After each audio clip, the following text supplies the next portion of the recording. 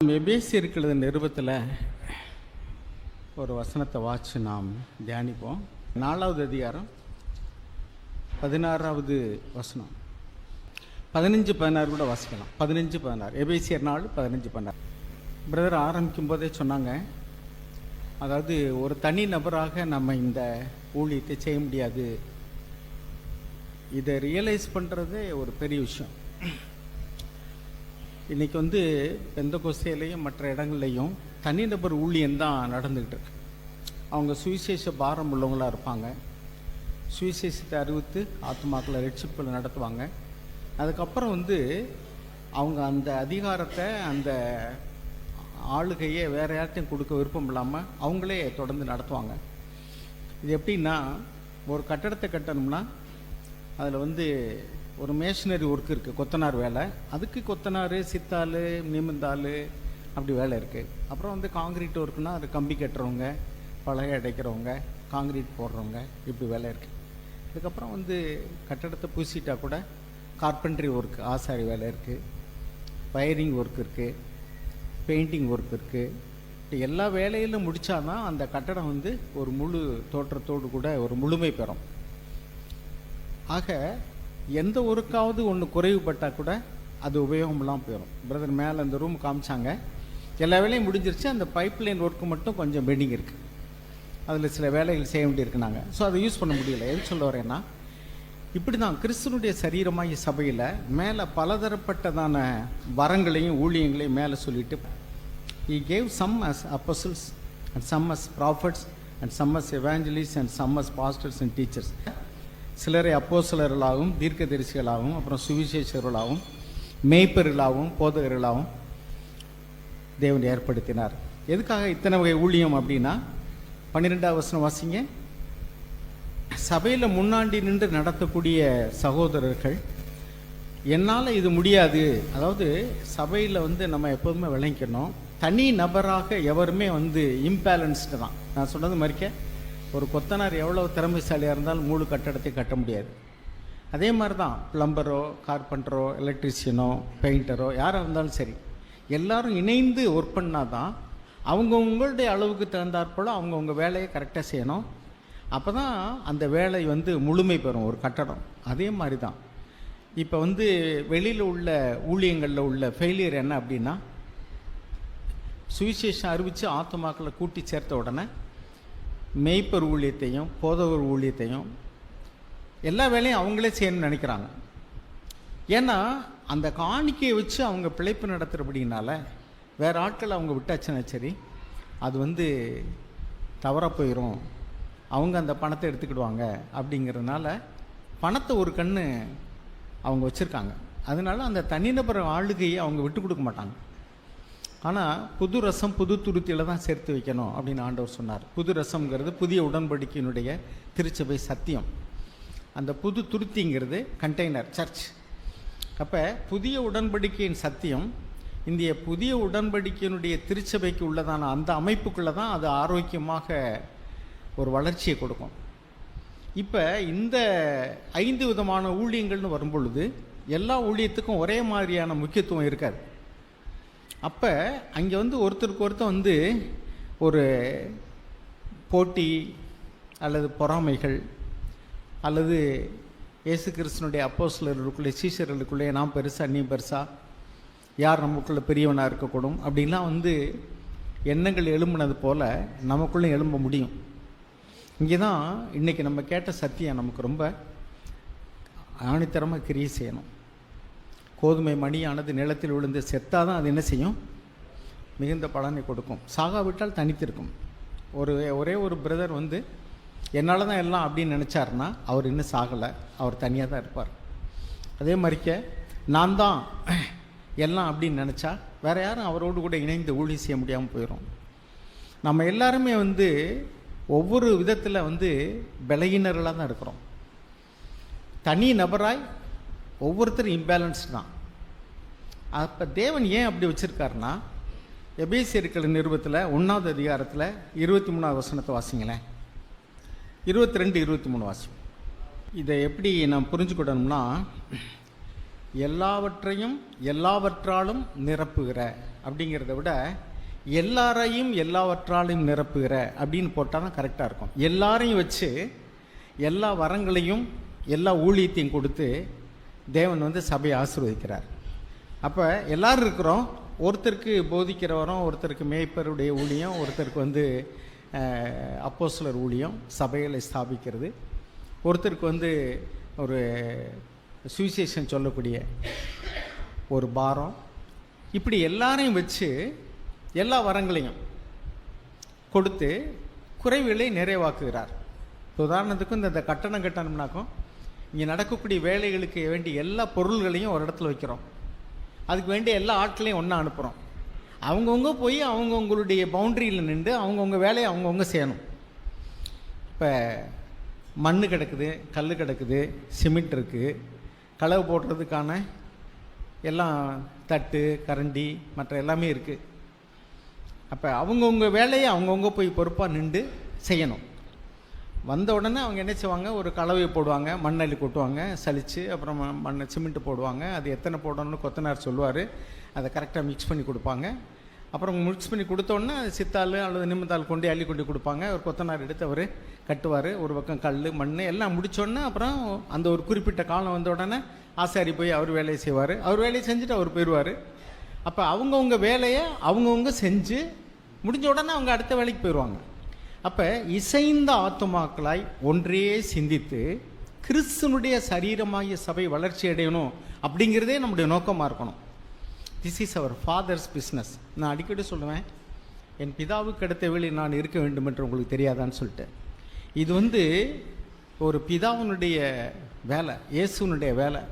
சபையை நான் கட்டுவேன்னார் ஆண்டவர் சொன்னார். இது என் சபை, நான் கட்டுவேன்னார். நீங்களும் நானும் கட்ட முடியாது. அன்லஸ் கர்த்தர் வீட்டை கட்டாராகில் கட்டுவருடைய பிரயாசம் விருதா. தேவன் வந்து சபையை கட்டலைன்னா அவருடைய பிரயாசம் விருதா. ஏன்னா ஆண்டவரே சொன்னார், இது என்னுடைய சபை, நான் கட்டுவேன்னார் இல்லையா? I will build my church அப்படின்னு தான் சொன்னார். அப்போ ஆண்டவர் தான் ஒரு இடத்துல சபையை கட்ட முடியும். இப்போ கொட்டப்பட்ட கல்லெல்லாம் வந்து கட்டப்பட்ட கட்டடம் ஆகாது. இப்போ ஒரு கும்மலாக இந்த இடத்துல வந்து கல் கொட்டி கிடக்கு, இந்த கட்டடம் கட்டுறதுக்கு தேவையான எல்லா பொருள்களுமே இங்கே இருக்குன்னா அது கட்டடமாக முடியுமா? அதை கட்டுவதற்கான ஆட்கள் வந்து எதை, கல்லை எங்கே வைக்கணும், கலவை எப்படி போடணும், நிலை எங்கே வைக்கணும். அப்போ ஒரு என்ஜினியரிங் பிளான் தேவைப்படுது. அது கீழே வந்து ஒரு மேஸ்திரி கொத்தனார் இருக்கார். அவர் வந்து அந்த கட்டுமான வேலைகளை செய்கிறாரு. அதே மாதிரிக்க வந்து ஒவ்வொருத்தரும் அவங்களுடைய வேலையை, அவங்களுக்கு ஒரு டைரக்ஷன் இருக்குது. மொத்தத்தில் யார் கட்டுறா? கொத்தனார் தான் கட்டுறாரு. இந்த கட்டடத்தை யார் கட்டினான்னா கொத்தனார் கட்டாருன்னா சொல்லுவோம். யார் ஓனரோ அவரை தான் சொல்லுவோம். யாருங்க இந்த இடத்துல வீடு கட்டுறாருன்னு கேட்டால் யார் வந்து முதலாளியோ அவர் பேரை தான் சொல்லுவோம். ஏன்னா அவர் தான் அதுக்குள்ளே எல்லா ரிசோர்ஸஸும் அவர் தான் பணம் கொடுத்து பிளானை கொடுத்து இப்படி கட்டி தங்கங்கிறாரு. கொத்தனார் கட்டினார்னா கொத்தனார் அது வழியே போகும்போது அடுத்த வீட்டில் வேலை செய்வார் சொல்ல, இந்த வீடு நான் தான் கட்டினேன் பாரு. அதுக்கு என்ன அர்த்தம்னா அந்த கன்ஸ்ட்ரக்ஷன் ஒர்க்கை நான் பண்ணேன்னு அர்த்தம். அதே அந்த ஹவுஸ் ஓனர் வந்தான்னா இது என் வீடு தான் அப்படிம்பாரு. அவர் தான் அந்த வீட்டுக்கு ஓனர். அப்போ அதே மாதிரி தான் நம்முடைய திருச்சபைக்கு, இந்த இப்போ திருத்துறைப்பூண்டி திருச்சபைனா இதுக்கு யாருக்கு ஓனர்? அது ஆண்டவராக இயேசுக்கு. அவருடைய ரத்தத்தினால தான் நம்ம எல்லாரும் ரட்சிக்கப்பட்டிருக்கோம். அவருடைய சித்தத்தினால தான் நம்ம ஒன்றா கூடி இருக்கிறோம். அப்போ நம்ம எல்லாரும் ஒன்றா இசைந்து கட்டப்படணுங்கிறது அவருடைய நோக்கம். இப்போ நாம் வந்து இப்போ உதாரணத்துக்கு ஒரு ஓனர் வந்து கடை வச்சுருக்காரு. அவருக்கு வந்து 2-3 பசங்க இருக்காங்க. நீங்கள் எப்போ அந்த கடையை பார்த்துக்குங்கடான்னு சொல்லிட்டு அவர் போயிடுறாரு.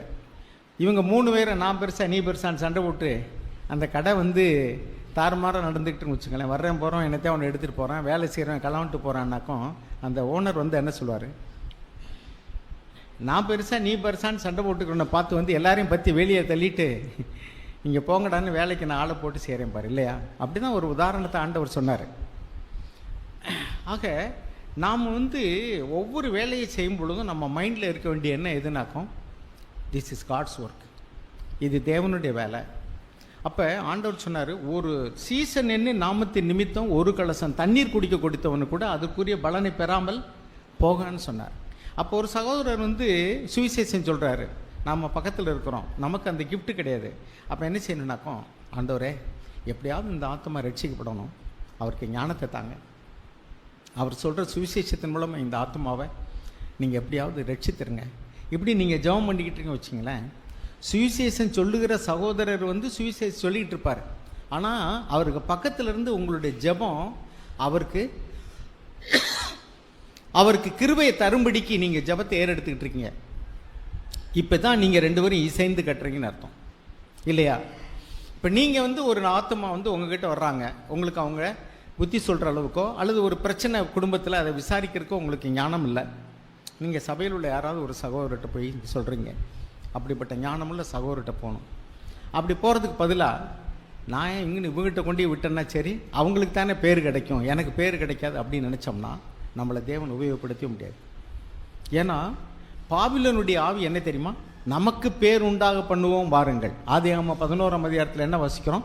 ஒரு வானலாவிய கோபுரத்தை கட்டி நமக்கு பேர் உண்டாக பண்ணுவோம் வாருங்கள். அது வந்து பாபிலோனிய ஸ்பிரிட்டு, நமக்கு பேர் உண்டாகணும்.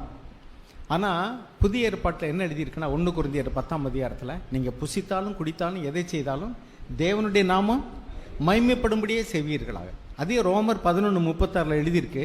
பாருங்க, ரோமர் 11:36 வாசிங்க.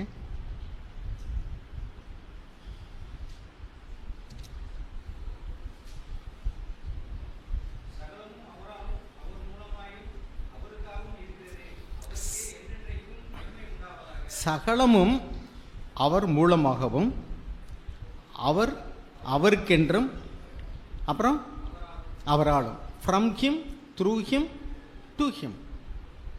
ஸோ ஒரு கட்டடத்தை ஒரு கட்டுறாருன்னா அவர் யாருக்காக கட்டுறாரு? அவருக்காக கட்டுறாரு. நீங்கள் ஒரு வாகனத்தை வாங்குறீங்க, உங்களுக்காக வாங்குறீங்க. ஸோ நீங்கள் உங்கள் உபயோகத்துக்கு, உங்கள் இஷ்டப்படி உபயோகத்துக்கு நீங்கள் அதை வாங்குறீங்க. அதே மாதிரி தான் ஒரு வீட்டை கட்டுறோம்னா அவருடைய வசதிக்கு, அவர் குடியிருக்கிறதுக்கு அவருக்கு கட்டுறாரு.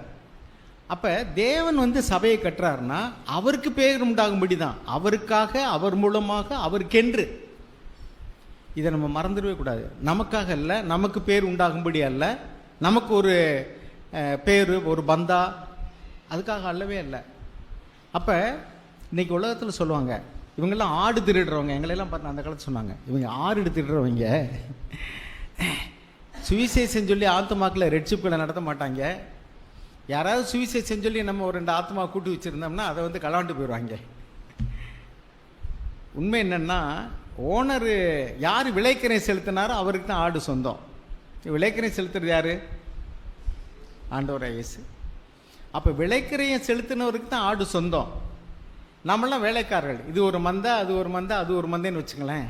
இந்த வேலைக்காரன் வந்து ஏன் ஆட்டை திருடிட்டு போயிட்டான்னு சொன்னால் யார் திருடேன்? இப்போ ஓனருடைய ஆட்டுக்கு வாட்ச்மேன் சொந்தம் கொண்டாடுறன்னு வச்சுங்க, ஏம்ட்டு ஆடுன்னு, இப்போ வாட்ச்மேன் தான் திருடான்.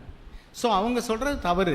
ஆனால் அதே சமயத்தில் நாங்கள் ஆரம்பத்தில் சபையாக இருக்கும் பொழுது இதே வார்த்தை எங்களை குறித்து சொன்னாங்க, இவங்களாம் ஆடு திருடுறாங்கன்னு. நான் ஆண்டவரே நாங்கள் அப்படி தான் இருக்கிறோம்னு தான் நான் சொன்னேன். நாங்கள் திருடலை, நீங்கள் தான் ஓனர். ஆனால் அவங்க நீங்கள் சுவிசேஷம் சொல்கிறது இல்லை, ரட்சிக்கப்படாத ஆத்துமாக்களை சந்தித்து ரட்சிப்புக்குள்ளே நடத்துறதுக்கு நீங்கள் எந்த பிரயாசமும் எடுக்கிறது இல்லை. ரட்சிக்கப்பட்டு சபையில் நாங்கள் வச்சுருந்தோம்னா நீங்கள் அவங்கள வந்து கூட்டிகிட்டு போயிடுறீங்கன்னு சொல்கிறாங்களே, அது உண்மைதான் ஆண்டவரே. நாங்கள் ரட்சிக்கப்படாத ஆத்துமாக்களை சந்திக்கணும், எங்களுக்கு உதவி செய்யுங்கன்னு நான் ஏற்றுக்கொண்டேன். இன்றைக்கி பாருங்கள், மந்தையில் வந்து நான் இப்போ பிரதர்ஸ்ட்டை பேசும்போது அதான் சொன்னேன். இன்றைக்கி சபைகளில் என்ன நடக்குதுன்னா, மேனேஜர்ஸ் அண்ட் மேனேஜிங் டைரக்டர்ஸ் தான் இருக்கிறாங்க சர்ச்சஸில். ஆனால் ஆண்டவர் சொன்னார், என்னுடைய ஆடுகள்லாம் மேய்ப்பனில்லாத ஆடுகளை போல இருக்கிறது, அறுப்புக்கு மிகுதி, வேலையாட்களும் கொஞ்சம். அறுப்புக்கு எஜமான் வேலையாட்களை அனுப்பும்படிக்கு நீங்கள் பிதாவாகிய தேவனிடத்தில் ஜெபம் பண்ணிக்கொள்ளுங்கன்னு சொன்னார். அப்போ அந்த வேலையாட்கள்ங்கிறதுக்கு இங்கிலீஷ் என்ன எழுதியிருக்குனாக்கா ஒர்க்கர்ஸ்னு எழுதியிருக்கு, ஒர்க்கர்ஸ். அப்போ God needs workers, field workers. அறுப்புக்கு ஃபீல்டில் போய் வேலை செய்கிறதுக்கு ஆடுகளுக்கு மேய்ப்பன், அறுப்புக்கு வேலையாட்கள். அப்போ இன்றைக்கி வந்து நம்ம மேனேஜிங் டைரக்டர்ஸ் மாதிரி இருக்கோம்னு வச்சுங்களேன். அதாவது யாரோ பண்ணி வச்ச வேலையை இப்போ நிர்வாகம் பண்ணிகிட்டு இருக்கோம். ஞாயிற்றுக்கிழமைனா நம்ம வந்து ஒரு ஆராதனை ஒழுங்கு பண்ண வேண்டியது, 4 பாட்டை படிக்க வேண்டியது, அப்புறம் ஒரு ஒர்ஷிப்பு அல்லது ஒரு செய்தி, எல்லாருக்கும் சோத்தை போட்டு மணி அடித்தா சோறு, மாமியார் வீடுன்னு சொல்லிட்டு சபை முடிஞ்சிருச்சுங்க எல்லாம் வீட்டுக்கு போங்க, அப்புறம் அடுத்த வாரம் ஞாயிற்றுக்கிழமை வாங்க, மணி அடித்தா சோறு. எல்லாத்துலேயும் ஃபாஸ்டிங் சர்ச்சஸில் இருக்கோம். இங்கே தான் ஃபீஸ்டிங் சர்ச். நம்ம வந்து ஃபீஸ்டிங் சர்ச். இப்படி தான் இருக்கிறோம் நம்மளாம். இப்போ managers and managing directors. God needs workers. தேவனுக்கு வந்து வேலையாட்கள் வேணும். அப்போ அருமையானவர்களே, நம்ம எப்போ வேலையாட்களை மாற போகிறோமோ அப்போ தான் ஆண்டவர் வந்து கருதை களஞ்சியத்தில் சேர்க்க முடியும். இன்றைக்கி வந்து சுவிசேஷ ஊழியம் நம்ம செய்யணும் அருமையானவர்களே. இப்போ எனக்கு சுவிசேஷ ஊழியம் செய்ய முடியலை, ஒரு போதிக்கிற வரம் இருக்குது, இன்னொருத்தருக்கு வந்து சுவிசேஷம் அறிவிக்கக்கூடிய பாரம் இருக்குது, இன்னொருக்கு வந்து ஒரு மேய்ப்பனுடைய இருதயம் இருக்குது தகப்பனை போல். நாம் எல்லோரும் ஒன்றா இணைஞ்சிட்டோம்னு சொன்னால், உனக்கு நான் உதவி செய்கிறேன், எனக்கு நீ உதவி செய். ஒரு ஓமை சொல்லுவாங்க, எல்லா பதார்த்தங்களையும் நடுக்கொண்டு டேபிளில் வச்சு 2 பக்கம் ஆட்களை உட்கார வச்சாங்களாம். உட்கார வச்சுட்டு என்ன சொன்னாங்கன்னா, இந்த கையை நீ மடக்கக்கூடாது, எவ்வளோ வேணாலும் சாப்பிட்டுங்கன்னா. கையை நீ என்ன செய்யக்கூடாது, மடக்கக்கூடாது. கையை மடக்காமல் எப்படி சாப்பிட முடியும்? அப்போ 2 குரூப்பில் அப்படி வச்சாங்களாம். ஒரு குரூப்பில் உட்காந்து அப்படியே வச்சுக்கிட்டு உட்காந்துட்டு இருக்கானா, இல்லை நல்ல பதார்த்தங்கள் இருக்குது, டேபிள் அந்த பக்கம் ஒரு குரூப், இந்த பக்கம் ஒரு குரூப், அப்படியே உட்காந்துருக்காங்க. ஏன் கையை மடக்காமல் நான் எப்படி சாப்பிட முடியும்? இன்னொரு குரூப் என்ன பண்ணாங்களாம், இப்படி அள்ளி இப்படியே ஊட்டுறது, அவன் அள்ளி இவனுக்கு ஊட்டுறது, காலி பண்ணிட்டாங்க எல்லாத்தையும். அப்போ அவங்களுடைய மோட்டிவ் எப்படி இருக்கு பாருங்க. இவன் வந்து தனக்கானதே தேடுகிறவன், எனக்கு என்ன கிடைக்கும், நான் எப்படி சாப்பிட்றது, ஏன் பசிக்கு எப்படி சாப்பிட்றது. இன்னொரு வந்து கிறிஸ்துவனுடைய சிந்தை உள்ளவன். காலையில் சொன்னோம்ல பிலிப்பியர் 2ல், அவங்க என்ன சொல்கிறாங்க, தனக்கானதே இல்லை, நான் சாப்பிட முடியாட்டா பரவாயில்லைங்க நீ சாப்பிடுந்தா. அவன் வந்து நீயும் சாப்பிடு, முடிஞ்சு வச்சா. ஸோ இப்படி தான் கிறிஸ்துவனுடைய சரீரமாகிய சபையில் நம்ம எப்படி ஊழியம் செய்யணும்னா, ஒருவர் முன்னாடி நின்று பிரசங்கம் பண்ணுறாரா, பரவாயில்ல, நான் பிரசங்கம் பண்ண எனக்கு வாய்ப்பு கிடைக்கலையா, ஆண்டவரே நீங்கள் அவருக்கு எப்படியாவது உபயோகப்படுத்துங்க, பரவாயில்ல, சபை கட்டப்படணும், உங்களுடைய பிஸ்னஸ்ஸு நல்லா நடக்கணும். 3 பேர் அண்ணன் தம்பி, நான் சொன்னேன் கடையை வந்து அப்பா விட்டுட்டு போயிட்டார். இப்போ கடையில் உட்காந்துருக்கிறவர் வந்து அண்ணன் தம்பி யாரோ, தம்பி போய் முதல்ல கல்லால் உட்காந்துட்டார், பரவாயில்ல. அண்ணன் வந்து சரி பரவாயில்ல, நீ நல்லா பார்த்தீங்கன்னா நல்லதுப்பா, நான் போய் சரக்கு எடுத்து கொடுக்குறேன், நீ போய் ஒருத்தன் பொட்டலம் போடு, நீ வந்து கல்லால் உட்காந்து காசு வாங்க. இப்படி எவனா ஒருத்தன் அந்த வேலையை செஞ்சுன்னா சரி நான் இன்னொரு வேலையை செய்யட்டும் அப்படின்னு செஞ்சால் அந்த வேலை நல்லா இருக்கும் இல்லையா? இப்போ தனக்கானது தேடுகள் என்ன நினைப்பாங்க, டே நான் மூத்தாள், நீ என்ன போய் பெரிய ஆள் மாதிரி முதலாள் மாதிரி கல்லால் உட்காந்துருக்க, இறங்கடா நான் தான் அங்கே உட்காரும் அப்படின்னு சொன்னால் அவன் என்ன சொல்லுவான், அந்த வேலையை என்னால் தூக்க முடியாது, நான் பார்க்க முடியாது, நீ பார்த்தா அப்படிம்பா. இன்னொருத்தன் என்ன சொல்லுவான், என்ன நீங்கள் 2 பேரும் தான் அவருக்கு பிறந்தியலா, நான் பிள்ளை இல்லையா, போங்கடா நான் தாண்டான்னு சண்டை விட்டு கிடந்தாருன்னு அப்பா வந்து என்ன செய்வார், எல்லாரும் அடித்து துரத்து போங்கடா வெளியே. இப்படி தானே இருக்கும். அப்போ it is our father's business. ஆண்டவரே யார் செஞ்சாலும் சரி உம்முடைய நாம மகிமைப்படணும், என்னுடைய நாம மகிமைப்படணும்.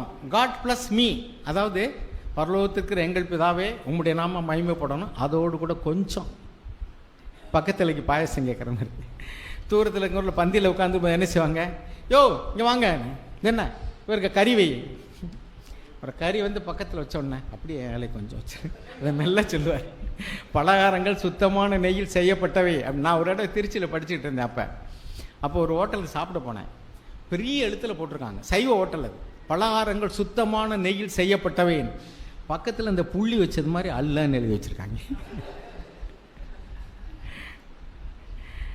அதே மாதிரி தான் பக்கத்துலைக்கு பாயசங்க, யோ இங்கே வாயா இங்கே பாயசம் ஊற்ற, என் இலைக்கு பாயசம் தானே எல்லோரும் அசிங்கமாக நடப்பாங்களா, அதனால் இந்த இலைக்கு ஊற்றுன்ட்டு பக்கத்தில் வந்த உடனே என் இலைக்கு கொஞ்சம் அப்படியே ஊற்றி. அதே மாதிரி தான் இப்போ பரலோகத்தில் இருக்கிற எங்கள் பிதாவே உம்முடைய நாம மகிமைப்படுவதாக, அதோட என் பேரும் கொஞ்சம், அதோட எனக்கு கொஞ்சம் மகிமை, உம்முடைய சித்தம் பரலோகத்தில் செய்யப்படுவதால புலோகத்தில் செய்யப்படுவதாக, அதோட நான் சொல்கிறது நடக்கும். ஸோ இப்போ வந்து நம்முடைய பேருக்கு அவர் சொன்னார், என்னுடைய மகிமையை நான் வேறு ஒருவனுக்கும் கொடேன். நம்மளாம் பணத்தை திருடாதவங்களா இருக்கலாம், ஆனால் மகிமையை திருட விரும்பலாம், எனக்கு பேர் உண்டாகும். அப்போ நமக்கு பேர் உண்டாக கட்டுவோம்னு வரும் பொழுது கண்டிப்பாக வந்து நான் முதல்ல சொன்ன குரூப் மாதிரி தான், ஒருத்தன் சாப்பிடவே மாட்டான். ஏன்னா அவன் அவனுக்கானதே சிந்திச்சு கொண்டு இருக்கிறான். என்ன எனக்கு சாப்பிட்டா தானே ஏன் வேறு நினைக்கும், உனக்கு கூட்டினா எனக்கு என்னையா கிடைக்குன்னு நினச்சா சரி 2 பேர் உட்காந்துருக்க வேண்டியதான். ஆனால் இவன் அவனுக்கானதையும் அவன் இவனுக்கானதையும் யோசிக்கும்போது சபை கட்டப்படும். இப்படி தான் அருமானவர்களே, சபையில் அவர் செய்யட்டும் நமக்கு என்ன அப்படின்னு நினைக்கிறது சரியான ஆவி கிடையாது. எனக்கு என்ன கிடைக்கும், பேதுரு போய் சொன்னார், இதோ நாங்கள் எல்லாத்தையும் விட்டுட்டு வந்தோமே எங்களுக்கு என்ன கிடைக்கும்.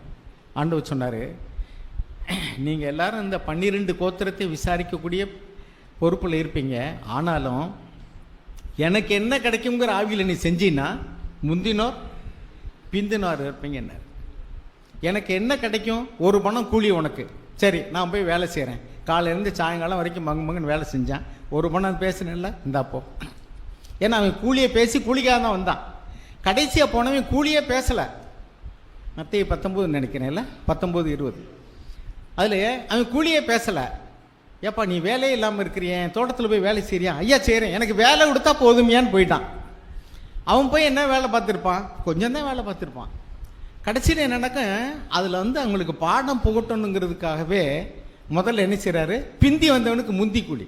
அட வேலைக்கு தான் லேட்டாக வந்தான், வேலையும் ஒழுங்கா செய்யலை, இவனுக்கு முதல்ல கூலி வேறையா? வேணும்னு தான் செய்கிறார் அவர். முதல்ல வந்தவனுக்கு முதல்ல கூலி கொடுத்துருந்தா பின்னாடி வந்தவனு ஒன்றும் சொல்லியிருக்க மாட்டான், இங்கே பிரச்சனையே இருந்திருக்காது இல்லையா? தெரியாதுல்ல இவங்களுக்கு எவ்வளோ கூலி கொடுத்தான்னு அவருக்கு தெரியாது. அவன் வாங்கிட்டு அவன் போயிருப்பான். பிந்தி வந்தவனுக்கு முந்தி ஏன் கொடுக்குறாரு? அவன் உள்ளத்தில் உள்ளது வெளியாகட்டும், வெளியரங்கமாகும்போது தான் அப்படி செய்கிறார். அதனால் ஒருவேளை சபையில் பிந்தி வந்தவரை முந்தி உற்சாகப்படுத்தி, இந்தாங்க நீங்கள் சபையை நடத்துங்க, நீங்கள் தான் மூப்பர்னு சொல்லிட்டான்னு வச்சுங்க, எத்தனை பேருடைய இறுதியும் பொங்க போகுதே தெரியல. நான் எவ்வளவு நாளாக சபை ஆரம்பித்ததுனாலேருந்து இங்கே இருக்கிறேன். நான் தான் சீனியரு. ஒரு ஊரில் ஒரு சபையில் நான் போனேன். அந்த சபையில் கொஞ்சம் என்கரேஜ் பண்ண வேண்டி இருந்துச்சு. அது ஏற்கனவே வேறு பிரதர்ஸ் பார்த்தது. இப்போ போய் நாங்கள் கொஞ்சம் பொறுப்பாக இருக்கிறனால அந்த சபையில் போய் கவனிக்க வேண்டி இருந்துச்சு. அப்போ கணக்கெல்லாம் இங்கே ஒழுங்காகவே இல்லை. அதாவது பணத்தை தப்பு பண்ணலை, ஆனால் கணக்கு வழக்கு ஒழுங்காக எழுதி அது நீட்டாக இல்லை. அந்த கணக்கு பார்த்த பிரதர் ரொம்ப ஒரு கொஞ்சம் வயது முதிர்ந்த சகோதரர், ரிட்டையர் ஆகிற ஏஜில் இருக்கார், கவர்மெண்ட் வேலையில் இருக்கார், ஆனால் கணக்கெல்லாம் ஒழுங்காக எழுதலை. அப்போ அவரை நீங்கள் காலையர்களுக்கு வாங்க, அங்கே எப்படி புக்ஸ் எல்லாம் மெயின்டைன் பண்ணுறாங்கன்னு பாருங்கள் அப்படின்னு சொன்னால் அவரால் வர முடியாது. ஏன்னா அவர் ஆஃபீஸில் பொறுப்பாக நல்ல பெரிய போஸ்ட்டில் இருக்கார். ஆனால் இந்த கணக்கு எழுதி அவருக்கு பழக்கம் கிடையாது. அவர் ஒரு மேனேஜர் ரேங்கில் இருக்கார். அப்போ நான் என்ன செஞ்சேன், அங்கே ஒரு வாலிபர், ஒரு கிராஜுவேட்டு, அவரை கூப்பிட்டு நீங்கள் வாங்க, அங்கே எப்படி இந்த கணக்கெல்லாம் எழுதுறதுங்கிறத தெரிஞ்சுட்டு வாங்க. ஒரு கட் ஆஃப் டேட்டு, அதாவது இந்த டேட்டில் இருந்து நீங்கள் என்ன செய்யுங்கன்னாக்கோ கரெக்டாக அதே மாதிரி எழுத ஆரம்பிச்சிருங்க. எழுதி அவருக்கு ஹெல்ப் பண்ணுங்க. அவரே பணப்பொறுப்புலாம் பண்ணிட்டு நீங்கள் கணக்கு எழுதுங்க. இதுக்கு முன்னாடி உள்ளதில் அப்புறம் நம்ம சரி பண்ணுவோம் அப்படின்ட்டு ஒரு குறிப்பிட்ட டேட்டு வச்சு இங்கே என்னென்ன books, cash book, bank book, அப்புறம் அந்த வரவு செலவு வவுச்சர் எப்படி போடுறது இதெல்லாம் சொல்லி கொடுத்து அவருக்கு நோட்டும் நாங்கள் வாங்கி கொடுத்து வவுச்சர் பிரிண்ட் பண்ணி கொடுத்து அனுப்பி விட்டேன். இவர் போனவுடனே சர்ச்சுக்கு ஒரு குடும்பம் வெளியே போயிட்டாங்க. என்னென்னா இவர் இப்போ ஒரு வாலிபர், நாங்கள்லாம் எவ்வளோ சீனியராக இருக்கிறோம், எங்களை விட்டு அவருக்கு போய் கொடுத்தா, அட என்னையா கொடுத்தோம், சம்பளம் கொடுத்தோமா இல்லை அவருக்கு எதுவும் டெசிக்னேஷன் கொடுத்தோமா? ஒன்றும் கிடையாது. ஒரு வேலை இங்கே யாருமே பார்க்கறதுக்கு இல்லாமல் கிடக்கு. அந்த வேலையை செய்கிறதுக்கு ஒரு வாலிபனை கூப்பிட்டு இந்த வேலையை செய்ய சொல்லிட்டு அடுத்து பெண்டிங் ஒர்க்கு பூரா அவரை நான் எழுத சொன்னேன். ஒரு நோட்டு புதுசாக வாங்கி போட்டு இதே மாதிரிக்கு பேக்கில் பின்னாடி இருந்து போய் எழுதிட்டு வாங்க அப்படின்ட்டு. ஆனால் அவர் என்ன நினச்சிட்டாரு, அது ஒரு டிக்னிட்டின்னு நினச்சிட்டார். வேலையை அதாவது சிலுவையும் சிங்காசனம்னு ஒரு காலத்தில் ஒரு ட்ராமா ரேடியோவில் கேட்டேன் நான். ஒரு பொறுப்பை சிலுவையாக நினச்சோம்னா அது சிங்காசனம் மாதிரிக்கு அவங்களுக்கு இருக்கும், சிங்காசனத்தில் உட்காந்த மாதிரி இருக்கலாம். எப்போ நீ அதை சிங்காசனம் நினச்சியோ அப்போவே அது உனக்கு சிலுவையாக மாறிடும். அதுதான் அந்த ட்ராமாவுடைய தீம். அதே மாதிரிக்கு பாருங்கள், ஒரு சகோதரர் எங்கள் ஊரில் திருமணத்துக்காக பேசணும்.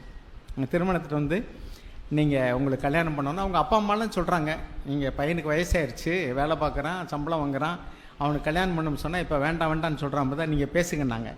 அந்த பிரதர்கிட்ட நான் கூப்பிட்டு, என்ன பிரதர் உங்கள் அப்பா அம்மாலாம் சொல்கிறது கரெக்டு தானே, உங்களுக்கு வயசாகிடுச்சுல, நீங்கள் உங்களுக்கு கல்யாணம் பண்ணிக்கலாம்ல, ஏன் வேண்டாங்கிறீங்க? பிரதர் எனக்கு கல்யாணம் நினச்சாலே பயமாக இருக்கு அப்படின்னா. ஏன்னு கேட்டேன். எங்கள் அப்பா காலையில் 5 மணிக்கே எழுந்திரிச்சு எங்கள் அம்மா கூட அவ்வளோ வேலை செய்வார், என்னாலேலாம் அப்படி செய்ய முடியாது பிரதர். அவங்களுக்கு நிறைய பிள்ளைகள் அந்த வீட்டில்.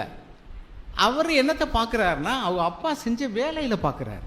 அவங்க அப்பா காலையில் எழுந்திரிச்சு இந்த பிள்ளைகளுக்காக அவங்க அம்மா சமையலுக்கு ஹெல்ப் பண்ணி அவங்கள ஸ்கூலுக்கு ரெடி பண்ணுறதுக்கு அப்பா ஹெல்ப் பண்ணி அவ்வளோலாம் பண்ணுறாரு. நம்மளெல்லாம் முடியாது. ஏன்னா இப்போ உள்ள இளவட்டங்கள்லாம் காலையில் 7 மணிக்கு மேலே தான் எழுந்திரிப்பாங்க. அவங்களுக்கு 7 மணின்னா அவங்களுக்கு 5 மணி. ஆக அவர் யோசிச்சுட்டு இப்படி சொல்கிறாரு. ஆனால் இன்னொரு இடத்துல சின்ன வயசில் இருக்கிறவன்ட்டே என்ன, எனக்கு எப்படா யாராவது எனக்கு கல்யாணம்னு பேச மாட்டாங்களா? எவனவனுக்கோ கல்யாணம் பண்ணுறாங்க, எனக்கு ஒரு கல்யாணம்னு பேசக்கூடாதா? வாலிய பிள்ளைகள் கூட சின்ன வயசுல யாருக்காவது கல்யாணம் பண்ண சரி இப்போ எப்படி பார்த்துக்கிட்டே இருக்கும். உனக்கு கல்யாணம் பண்ண என்ன 10 வருஷம் கிடக்கு, இப்போ ஏன் போய் அங்கே உட்காந்துட்டான்னு உட்காந்துருக்க. அப்படி தான் நம்ம சொல்ல வேண்டியிருக்கோம். எதுக்கு சொல்லுவோன்னா அவங்க அதில் ஒரு சைடை பார்க்குறாங்க. அதாவது கல்யாணம்னா வந்து ஒரு கணவன் மனைவியாக ஜாலியாக போகலாம், வெளியில் போகலாம், நமக்கு ஒன்றும் ரெஸ்ட்ரிக்ஷன் கிடையாது, ஃப்ரீயாக சந்தோஷமாக ஜாலியாக இருக்கலாம்னு அந்த ஒரு என்ஜாய்மெண்ட் பகுதியை மட்டும் பார்க்குறாங்க. இன்னொருத்தர் வந்து அந்த திருமணம் பண்ணி வரக்கூடிய ரெஸ்பான்சிபிலிட்டியை பார்க்குறார். அப்போ ரெஸ்பான்சிபிலிட்டியை பார்க்குறவருக்கு வந்து ஐயோ இதெல்லாம் நம்மளால் முடியாதுப்பா வேண்டான்னு நினைக்கிறாரு. இன்னொருத்தர் என்ன பண்ணுறாரு, அந்த என்ஜாய்மெண்ட் போர்ஷன் மட்டும் பார்க்குறாரு. அவர் என்ன நினைக்கிறாரு, எனக்கு சீக்கிரம் கல்யாணம் பண்ணி வைக்க மாட்டாங்களான்னு. இவருக்கு நிச்சயமாக கல்யாணம் பண்ணி வச்சா சரி அவருக்கு சிலுவையாக தான் இருக்கும். ஏன், அவர் இன்னொரு பகுதியை பற்றி யோசிக்கவே இல்லையே. கல்யாணம் பண்ண பின்னாடி அவர் வந்து காலையில் எழுந்திரிச்சு வேலை செய்யாட்டாலும் அவருக்குன்னு ஒரு ரெஸ்பான்சிபிலிட்டி இருக்குல்ல. இதே மாதிரி தான் சபையிலையும். சபையில் வந்து நாம் வந்து சிலுவை எடுத்து என்னை பின் செல்லுன்னு ஆண்டவர் சொன்னாரே, நாம் வந்து வேலைக்காரருடைய ஆவி உள்ளவங்களா, நாம் வந்து சபையினுடைய பொறுப்புகளை கையாளணும்னு நினச்சிட்டோம்னு சொன்னால், நம்ம வந்து எனக்கு ஏன் பட்டம் கொடுக்கல, ஏன் முன்னாடி நிறுத்தலை, எனக்கு ஏன் எல்டர் இங்கே நம்ம சர்ச்சில் வந்து எல்டர்ஸ்னு ஏதாவது ஒரு இது கொடுத்தாலோ அல்லது உதவியாளர்னு கொடுத்தாலோ இதை தூக்கிட்டு வெளியில் போய் நீங்கள் அந்த கடத்தருவில் நின்றுக்கிட்டு நான் இங்கே உள்ள சர்ச்சில் வந்து ஒரு எல்டர்னு சொல்லுங்கள், ஒரு பயம் மதிப்பானவங்கள. அந்த காலத்துலேருந்து ட்ரெஸ்ஸை போட்டுக்கிட்டு பெரிய இந்த இடுப்பில் ஒரு கச்சையை கட்டிட்டு போனேன்னா அந்த காலத்தில் தான் அந்த சாமியாருக்கு மதித்தாங்க. இந்த காலத்தில் அதுவும் இல்லை. இப்போ அவங்களே அதை காட்டி போட்டு தான் தெரியுறாங்க இல்லையா. அவங்க நாம் வந்து இப்படி ஒரு வெளியில் ஊர் உலகத்தில் அதுக்கு வந்து ஒரு மதிப்போ ஒரு மரியாதையோ கிடையாது. It is a responsibility. ஆனால் எத்தனை பேர் வந்து நான் என்ன மூப்பரா, நான் எதுக்கு செய்யணும், அவரை தானே மூப்பரை போட்டிருக்கியா, அவரை செய்ய சொல்லுங்கள். ஒரு கதை சொல்லுவாங்க, ஒரு முயலும் ஆமையும் வந்து ஒரு போட்டியில் போகும்போது நம்மெல்லாம் கதையில் என்ன கேட்டிருக்கோம், யார் ஜெயிச்சது, இன்னொருத்தர் இருக்கு. அடுத்த போர்ஷன் 2வது பார்ட்டு சொன்னார். ஃபஸ்ட்டு பார்ட் இது முயல் ஆமை கதையினுடைய பார்ட் 1. பார்ட் 2 ஒன்று. திடீர்னு அந்த பக்கத்து ஊரில் வந்து தீ பிடிச்சிருச்சான் வீட்டில். அந்த முயலை பிடிச்சிருந்தா அந்த தண்ணியை கொண்டு கூட இங்கே இந்த தீயை அணைக்க இருக்குன்னாங்களாம். ஆமைகிட்ட கொடுத்து விடுங்க, என்னையும் போய் சொல்கிறீங்கன்னு. எப்படி முயலும் ஆமையும் போட்டி வச்சதில் யார் ஜெயிச்சா, ஆமை. முயல் தூங்கிருச்சா, ஆமை ஜெயிச்சிருச்சுன்னு. அதுக்கு இப்போ வந்து தண்ணி கொடுத்து விடும்போது ஆமைகிட்ட தானே கொடுக்கணும், அதானே ஜெயிச்சிச்சுன்னு பரிசு கொடுத்தீங்க, அதை அனுப்புங்க, என்னையும் கூப்பிடுறீங்கிறாரு. இப்படி தான் சபையில் நீங்கள் அவரைத்தானே மூப்பர்னு வச்சுருக்கீங்க, அவரைத்தானே உதவியாளர்னு வச்சுருக்கீங்க, அவரைத்தானே முன்னாடி கூப்பிட்டு கை தட்டினீங்க நல்லா பண்ணாருன்னு, அவர்கிட்ட சொல்லுங்கள், என்னைகிட்டே கூப்பிடுறீங்க. இப்படி போட்டியும் பொறாமையும் உள்ள மனநிலை நமக்கு இருந்துச்சுன்னா தேவன் அங்கே சபையை கட்டவே மாட்டான். அங்கே என்ன சொன்னார், 2 பேர் 3 பேர் என்னுடைய நாமத்தினால் ஒருமனப்பட்டிருந்தா அங்கே அவர்கள் நடுவில் இருப்பேன், அவர்கள் வேண்டிக் கொள்வது எதோ அதை நான் செய்வேன். பாருங்கள், நம்ம சபையில் நிறைய பொறுப்புகள் இருக்குது. இப்போ ஒரு சில இடங்களில் பார்த்தீங்கன்னா, நான்லாம் இப்போ மற்ற சர்ச்சஸுக்கு போகும்போது பார்க்குறேன், ஸ்பிரிச்சுவல் மைண்டடாக இருப்பாங்க. அவங்களுக்கு உலக சபையை நிர்வாகம் பண்ண தெரியாது, ஒரு பிரச்சனைனா அதை தீர்க்க தெரியாது. அவங்க மட்டும் வந்து நல்ல தாழ்மையாக இருப்பாங்க, பரிசுத்தமாக இருப்பாங்க, நல்ல அவங்க வேலையை செஞ்சுக்கிட்டு அவங்க சபைக்கு எந்த பிரச்சனையும் இல்லாமல் நல்ல ஆவிக்குரியவளாக இருப்பாங்க. நல்ல பிரதர், நல்ல தாழ்மையானவர், நீதிமான், பரிசுத்தவான். ஆனால் நிர்வாகம் பண்ணவே தெரியாது. ஒரு பிரச்சனைன்னா அது என்னன்னு தெரியாது, ஒரு கூட்டம்னா ஒழுங்கு செய்ய தெரியாது, முன்னாடி லீட் பண்ண தெரியாது, அப்படி இருப்பாங்க. இன்னொரு சாரார் பார்த்தீங்கன்னாக்கோ நல்ல உலக வியாஜியங்கள்லாம் நல்லா தெரியும், அக்கௌண்ட்ஸ் நல்லா மெயின்டைன் பண்ணுவாங்க, கணக்கு வரவு செலவு இங்கிலீஷ் தெரியும், கம்ப்யூட்டர் தெரியும், இன்றைக்கி உள்ள லேட்டஸ்ட் டெக்னாலஜியெல்லாம் கையாள தெரியும். அதனால் உலக பிரகாரமாக எந்த ஆஃபீஸ்க்கு போகணும், எந்த வேலையை முடிக்கணும் செய்ய தெரியும். ஆனால் ஸ்பிரிச்சுவலி 0. ஆவிக்குரிய வாழ்க்கையில் தான் என்கிற இருமாப்போடு இருப்பாங்க, யாரையும் மதிக்க மாட்டாங்க, கீழே இறங்கி வந்து வேலை செய்ய தெரியாது. அப்போ இந்த ஸ்பிரிச்சுவல் மைண்டட் பர்சனுக்கு வந்து லீடர்ஷிப் குவாலிட்டி இல்லை. லீடர்ஷிப் குவாலிட்டி இருக்குது, ஆனால் he is not spiritual minded. ஆவிக்குரிய ஒரு தாழ்மையோ ஒரு மேய்ப்பனுடைய ஒரு தகப்பனுடைய இருதயமோ கிடையாது, இம்பேலன்ஸ்டாக தான் இருக்குது. ஆனால் இவங்க 2 பேரும் ஒன்றா சேர்ந்துட்டா, நான் தான் பெருசு நீ பெருசுன்னு நினைக்க வேண்டாம், நான் உன்னுடைய பலகீனத்தை நான் தாங்குகிறேன், நீங்கள் ஸ்பிரிச்சுவலாக இருந்து லீட் பண்ணுங்கள், நான் உங்களுக்கு வேண்டிய பேக் ஃபீடிங் நான் பின்னாடி இருந்து செய்கிறேன். நமக்குள்ள நீ பெருசா நான் பெருசான்னு வேண்டாம், நம்ம 2 பேரும் சேர்ந்து இது நம்ம அப்பாவோட பிஸ்னஸ்ஸு பண்ணோம்னு நினச்சா அந்த சபையில் குறை இருக்குமா? இருக்காது. அப்போ தேவனே இன்றைக்கி நம்மக்கிட்ட என்ன எதிர்பார்க்குறாருனா, நம்ம இணைந்து ஒர்க் பண்ணணும். நான் பெருசா நீ பெருசாங்கிற போட்டி மனப்பான்மை இருந்துச்சுன்னா தேவன் அங்கீகரிக்கவே மாட்டார். இந்த பெருமை, போட்டி, பொறாமை, இந்த உணர்வுகளையெல்லாம் சிலுவையில் அறங்க. ஏன்னா நம்ம எல்லாரும் தேவன்கிட்ட போய் ஒரு நாள் நிற்கணும். அப்போ என்ன சொல்லுவார், இந்த வருஷம் எனக்கு ஆயுள் காலத்தை கூட்டி கொடுத்த தேவனு எனக்கு என்ன பேசினார் தெரியுமா, நான் நினச்சேன், ஆண்டவரே எனக்கு இன்னொரு வருஷத்துக்கு, இப்போ எனக்கு 71 முடிஞ்சு 72 நடக்குது. நான் நினச்சேன், ஆண்டவரே எனக்கு ஆயுள் காலத்தை கூட்டி கொடுத்துருக்கீங்க, நான் உமக்கு சேவை செய்வதற்குன்னு. ஆவியான உணர்த்தினார், எனக்கு சேவை செய்கிறதுக்காக இல்லை, இன்னும் கொஞ்சம் நீ என் சாயலாய் மாறுவதற்காக உனக்கு ஒரு வருஷத்தை கூட்டி கொடுத்துருக்கேன், சேவை 2வது இல்லை. அப்படின்னா என்ன அர்த்தம்? Life first, ministry second. நாம் ஆவிக்குரிய வாழ்க்கையில் அவருடைய சாயலாய் மாறுவதுக்கு தான் தேவன் நம்மளுக்கு ஆயுள் நாளை கூட்டி கொடுத்துக்கிட்டே இருக்கார்.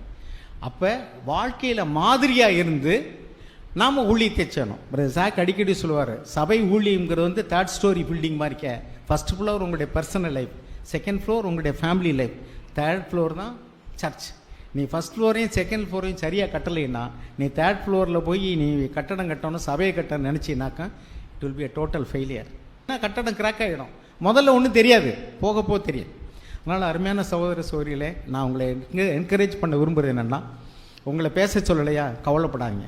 நான் அப்படி தான் எடுத்துக்கிறேன். என்னை ஒரு இடத்துக்கு கூப்பிடலையா, பிரைஸ் தி லார்ட். அந்த வேலையை தேவன் எனக்கு கொடுக்கல, நான் போகணும்னு நினைக்கிறேன், உன்னை செய்யணும்னு நினைக்கிறேன், என்னை கொண்டு தான் தேவன் இங்கே செய்யணும்னு நினைக்கிறாரு. ஆனால் தேவன் அங்கே அவங்க என்னை ஏற்றுக்கொள்ள மனதில்லைன்னா, it is not the ministry given by God. இது தேவன் எனக்கு கொடுக்கல. எனக்கு கொடுத்ததில் நான் செஞ்சால் போதும், எனக்கு கொடுக்காத நான் செய்யவே கூடாது. என்னை கூப்பிட்டா போகணும், என்னை கூப்பிடலைன்னா போக வேண்டியதில்லை. எனக்கு ஒரு வேலையை கொடுக்கலைன்னா செய்ய வேண்டாம். எனக்கு ஏன் கொடுக்கல அப்படின்னு நினைக்க வேண்டாம். நீ கொடுத்ததில் உண்மையாக இருப்பா, கொஞ்சத்தில் உண்மையாக இருந்தால் தேவன் உன்னை அநேகத்துக்கு அதிபதியாக்குவார். உங்களுக்கு கொடுத்த வரம், உங்களுக்கு கூட பொறுப்பு, அதில் உண்மையாக இருங்க. இந்த வேலையை செய்யாமல் அவர் செய்கிற வேலை நல்லா இருக்குது, அவரை முன்னாடி கூப்பிட்றாங்க, அவரை பேச சொல்கிறாங்க, அவரை செய்தி கொடுக்க சொல்கிறாங்க. நான் ஒன்று சொல்கிறேன், தேவன் ஒரு வீட்டில் ஒருத்தர் வாட்ச்மேனாக போட்டிருக்காரு, ஒருத்தர் சமயக்காரராக போட்டிருக்காரு, ஒருத்தர் தோட்ட வேலைக்கு போட்டிருக்காரு, ஒருத்தர் நிர்வாகம் பண்ணுறதுக்கு மேனேஜரை போட்டிருக்காரு. ஒவ்வொருத்தரையும் கூப்பிட்டு உனக்கு என்ன வேலையை கொடுத்தோன்னு அதை ஒழுங்காக செஞ்சியன்னு கேட்பாரா, இல்லை சம்பளம் கொடுக்குறதுக்கு முன்னாடி நீ ஏப்பா சமைக்கலைன்னு வாட்ச்மேன்ட்டை கேட்பாரா, நீ ஏப்பா தோட்டத்துக்கு தண்ணி விடலைன்னு சொல்லிட்டு மேனேஜரை கேட்பாரா? கேட்க மாட்டார். அதனால உங்களுக்கு என்ன வேலையை கொடுத்தாரோ அதுக்கு நீங்கள் உத்தரவாதத்தோடு கூட வேலை செய்யுங்க. உங்களுக்கு பொறுப்பை கொடுக்கலையா, கண்டிப்பாக உங்ககிட்ட என்ன கொடுத்தாரோ அதுக்கு தான் தேவன் கேட்க போகிறார். எவனுக்கு அதிகம் கொடுக்கப்பட்டதோ அவனிடத்தில் அதிகம் கேட்கப்படும். லூக்கா 12:46 48 நினைக்கிறேன். ஆக கொஞ்சமாக கொடுத்தா கொஞ்சமாக கேட்க போகிறாரு, கூட கொடுத்தா கூட கேட்க போகிறாரு. உங்கள்கிட்ட ஒன்றுமே கொடுக்கலைன்னு யாருமே சொல்ல முடியாது. ஏன்னா அந்த தாளந்து ஓமையில் ஒரு தாளந்தாவது ஒருத்தர் கொடுத்தாங்க. ஆக நாம் இன்னொருவரோட போட்டி, பொறாமை, பெருமை, பிரிவினை, இந்த ஆவியெல்லாம் தூக்கி தள்ளி விட்டுருங்க. என்னைக்கு சாவும்னு நமக்கு தெரியாது. ஏன்னா நம்முடைய ஆயுள் யார்கிட்ட இருக்குது? தேவனுடைய கரத்தில் இருக்குது. அப்போ இன்னைக்கு மரித்தா எங்கே போய் இருப்போம்? அந்த பணக்காரனை போல், ஐயோ எனக்கு எவ்வளோ கொடுத்துருக்கீங்க, என்னை சேர்த்து வச்சுருக்கையெல்லாம் வச்சு அநேக வருஷத்துக்கு நான் நல்லா இருப்பேன். ஆண்டவர் சொன்னார், முட்டாள். இங்கிலீஷில் ஃபூல்னு தான் எழுதியிருக்கு. இன்றைக்கி ராத்திரினுடைய ஆத்மா எடுத்துக்கொள்ளப்படும், நீ சேர்த்து வச்சதை எவன் அனுபவிக்க போகிறான்னு ஏன்டா அப்படி பெருமையாக இருக்கேன்னார். அதனால் நம்ம யார் திருச்சபைன்னு வரும்பொழுது யாராவது செய்யட்டும், நமக்கு என்னென்னு இருக்கக்கூடாது. உங்களால் முடிஞ்சதை செய்யுங்க. உங்களை எதை செய்ய சொல்கிறாங்களோ செய்யுங்க. மேலான அதிகாரத்திற்கு கீழ்ப்படிந்துருங்க. இணைந்து கட்டுவோம் வாருங்கள். Let us come together to build the body of Christ. அவனவனுக்கு என்ன வேலையை கொடுத்தாரோ அதை செய்யுங்க. கொடுக்காத குறித்து கவலைப்பட வேண்டாம். நீங்கள் கொஞ்சத்தில் உண்மையாக இருந்தீங்கன்னா பொறுப்பு உங்களை தேடி வரும். உள்ளவன் எவனோ அவனுக்கு கொடுக்கப்படும், இல்லாதவன் எவனோ அவனிடத்தில் எடுத்துக்கொள்ளப்படும். God bless you all.